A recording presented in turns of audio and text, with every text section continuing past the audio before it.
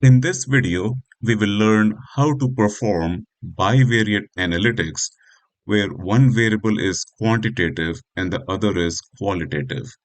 And we will learn how to do this in Python. So let me show you the data files that I have created for this purpose. I have this file which has 25 orders and I have order amounts and state. So order amount is my quantitative variable and state is my qualitative variable. And then I have this file, bivariate data quant qual medium, which basically has just more records. I have a million records. Now, when we have one quantitative and one qualitative variable, what can we do in terms of analytics? Well, before we can do anything, we have to do some processing. What we have to do is we have to aggregate the quantitative variable on qualitative variable. So in Excel, for example, we would do this using the dsum or the dcount or the daverage function.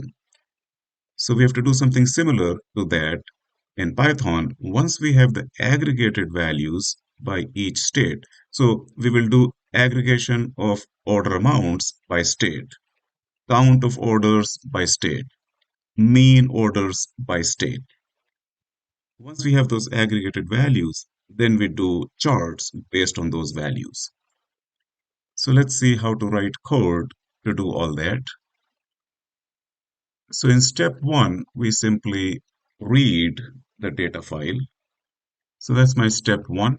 I'm reading the data file in a data frame. We start with small. So let's see if this part is working. Yep, it's working. I can see it has read order ID, order amount, and state. Next, we will aggregate. So in step two, we are aggregating. So what are we doing here? We are saying take the data frame, group by state. What are we grouping? Order amount. And what kinds of aggregates are we looking for? Sum, count, and mean. And then print this aggregate data frame. So let's run this and see what we get.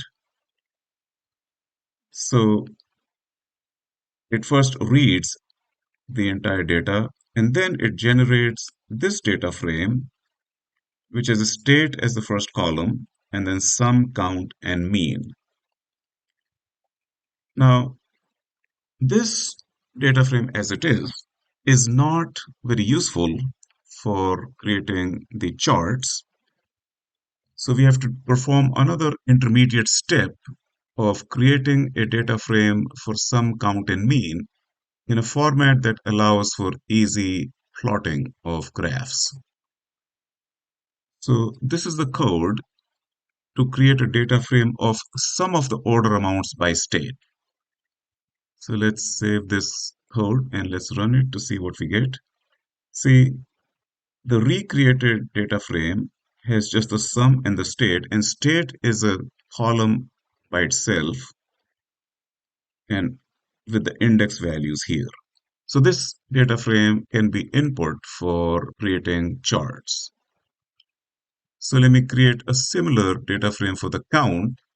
Here's code to find the counts by state, and we'll print a couple blank lines. We can add a couple blank lines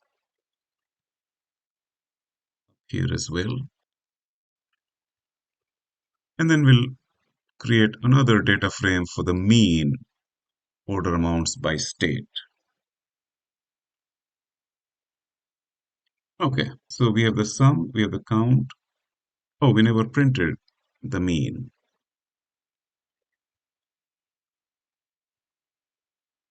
Okay, so now in step three, we'll just create some bar charts and then we'll create some pie charts.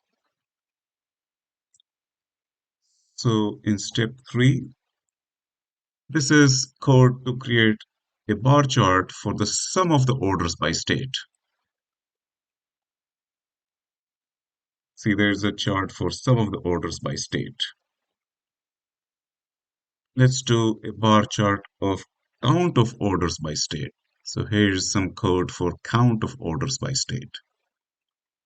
And while we are at it, let's add code for mean orders by state, mean order amounts by state.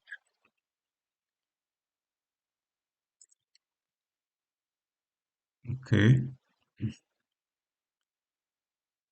so these are the mean order amounts, these are the count of order amounts, and these are the sums of order amounts. And finally, we will do a pie chart of count of order amounts. So here's some code for the counts. So in addition to these three bar charts, we now have a pie chart of counts. Of course, we can do pie charts of mean, we can do pie charts of sums. Okay. And this is for very small data. If we have medium data with 1 million records, we get these charts for the aggregated sum, aggregated count, aggregated mean, and aggregated count. Okay, so that's the end of this lesson.